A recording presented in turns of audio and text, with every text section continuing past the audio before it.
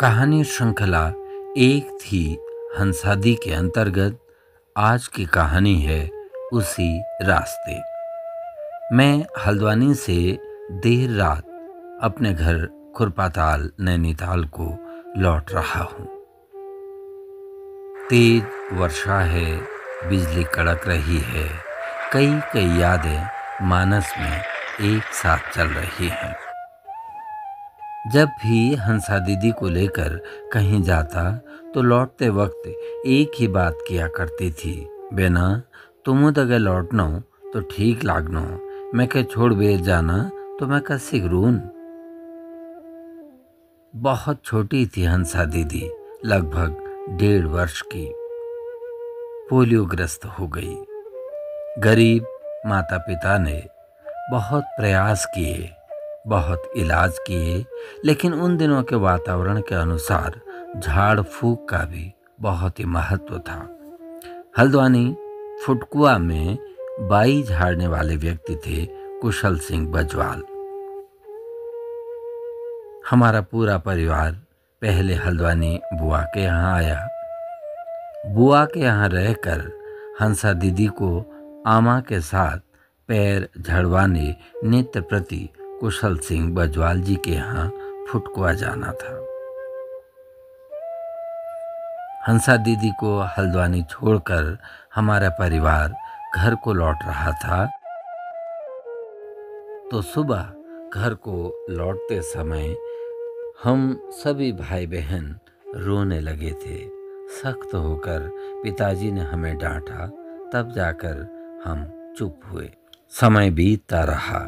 कई वर्षों के बाद जब लखनऊ दादा के बेटे की शादी थी तो मैं हंसादी को चाचा जी लोगों के साथ तल्लीताल स्टेशन छोड़ने गया था, क्योंकि हंसा दीदी को चाचा जी लोगों के साथ ही लखनऊ जाना था।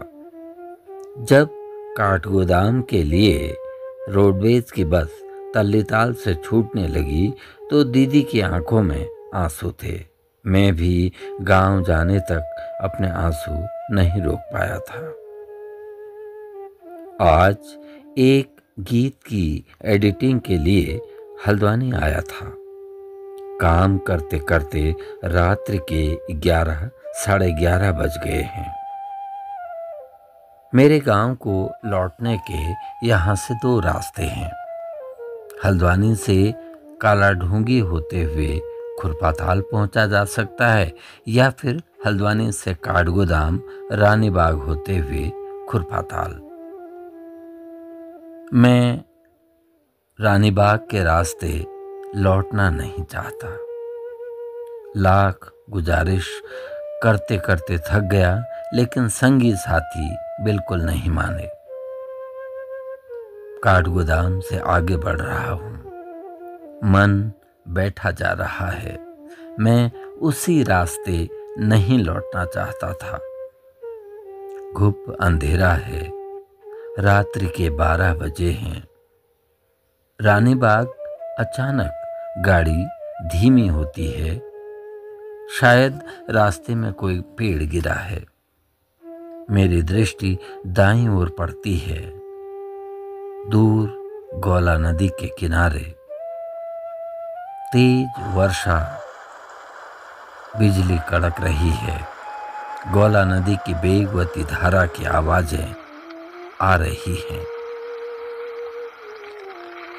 मुझे याद आ रहा है जब मेरे बच्चों के जनेऊ के लिए हम लोग रानीबाग आए थे तो पंडित जी ने कहा था, दीदी तुम के तली नदी किनार गाड़ा किनार नौकला गोल, यहीं मंदिर में व्रत कर लीनो।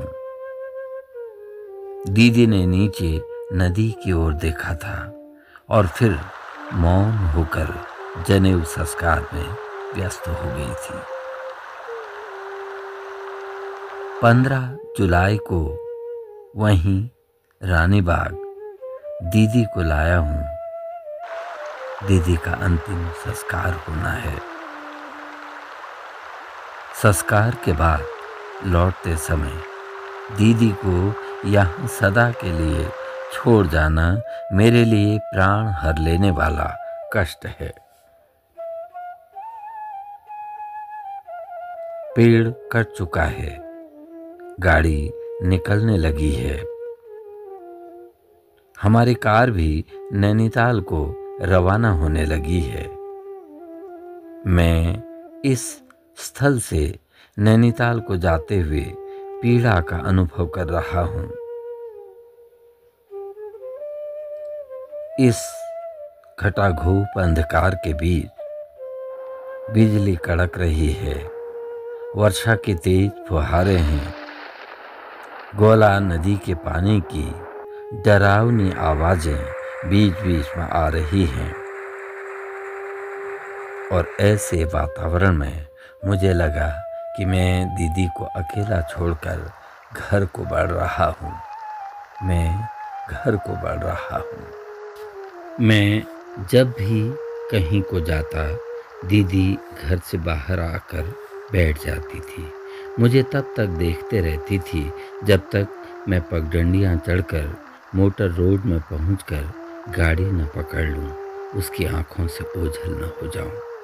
मुझे आज भी अनुभूत हो रहा है कि मैं घर खुरपाताल की ओर बढ़ रहा हूँ और दीदी गोला के रेत में बैठकर मुझे अविरल ताक रही है और वो तब तक मुझे देखते रहेगी जब तक मैं उसकी नज़रों से ओझल ना हो जाऊं।